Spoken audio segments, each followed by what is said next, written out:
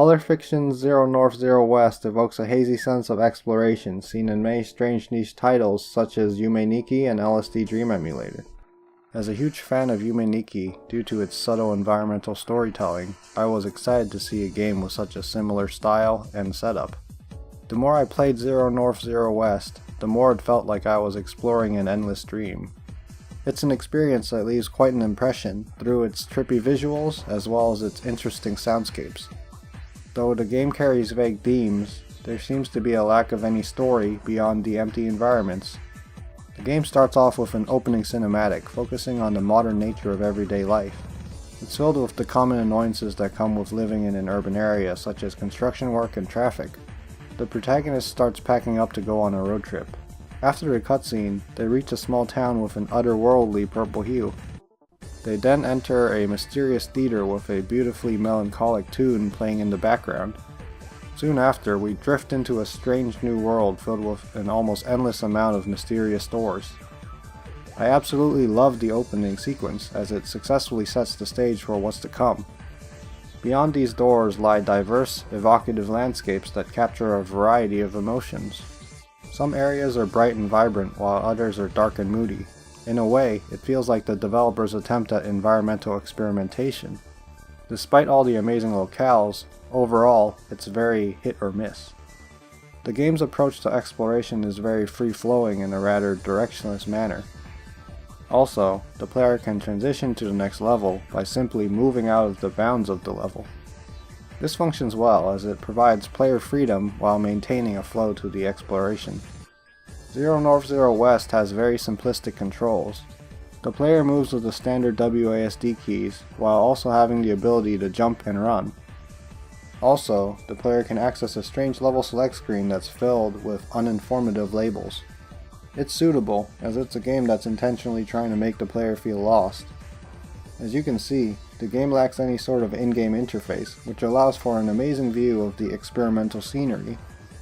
Visually stunning, Zero North Zero West manages to create beauty from chaos. The glitch-heavy scenery is unique, as most games tend to avoid the strange video-gamey polygonal shapes, as it tends to look unprofessional. Zero North Zero West makes use of them as part of its identity. Strange glitch-based entities occasionally roam the desolate lands, while mysterious landmarks leave more questions than they do answers. The emptiness of the areas felt like somewhat of a missed opportunity, as more coherent characters could have added an additional layer of intrigue. Color Fiction certainly experimented with a variety of textures and filters that add a strong degree of visual flair to each time the player reaches a new locale. Many objects allow the player to clip into them in a way that's reminiscent of a game gone haywire. This is charming in an unconventional way due to how it makes the experience feel smashed together or just plain buggy. At times, there's a layer of environmental design in the game that captures the very essence of anarchy. There was even a time I got stuck inside part of a building, which forced me to jump to another level using the menu. The game has superb transition scenes, with great looking textures. They really get the player excited for each new area. The audio design is a solid addition to the experience as a whole. It adds a lot to each level by providing a handcrafted sense of the environment. The background tracks aren't particularly enjoyable to hear on their own, as they're primarily there to add to the aimless wandering. Each track makes smart use of droning sounds, static, car traffic, and much more in order to craft ambient audio that ranges from ethereal to chaotic. There are all sorts of sounds that add a vague degree of context to the areas. It also adds a subtle degree of variation to each level. Even with all my surface level praise, I did have issues with the game as a whole. My greatest issue of the game lies in the lack of narrative beyond the basic setup. In terms of design, this acts as a double-edged sword. Zero North Zero West favors those that just want a shallow, psychedelic experience, while disappointing those of us that are looking for more substance. As mentioned before, there are moments where the game presents themes, but they are few and far between. The lack of depth hinders the game from moving beyond just an experience with unique environments. When it comes to deriving any actual meaning from the game, most of it will come from the players themselves. There's not too much to go on besides the incredibly obscure. The game successfully emulates how it would feel to dive into an endless rabbit hole. I enjoyed playing the game in 1 hour long sessions.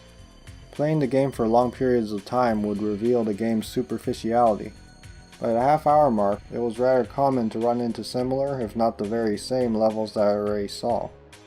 It didn't help that many of the areas themselves felt copy-pasted from other levels, but with different game filters. The filter system is what I would consider a well-made weak point. It hinders the rabbit hole diving experience, as it results in the previously mentioned samey levels. However, it makes sense if you approach it as a long dream. These filters seem to affect not only aesthetics, but also the audio, running speed, and gravity to fit each mood the developers were going for. Some filters really resonated with me, while others felt drab. Regardless, they make each level feel different from the next in terms of general game feel.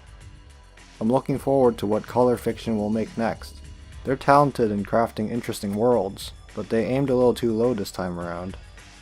I can see where they were going with Zero North Zero West, but it simply lacks ambition. I would recommend the game to those that are looking for a bizarre, desolate experience that lacks any narrative depth. However, if you're looking for something with more substance, I'd steer clear of Zero North Zero West. Thanks for watching my review. If you enjoyed it, feel free to like the video and consider subscribing to my channel for more. If there's a specific game you'd like me to review, or if you have any suggestions, just leave a comment. The original review was written for DarkStation, and I was provided a review copy. If you want more, you should check out my videos on Shadow of the Colossus and Candleman. I'll see you all next time.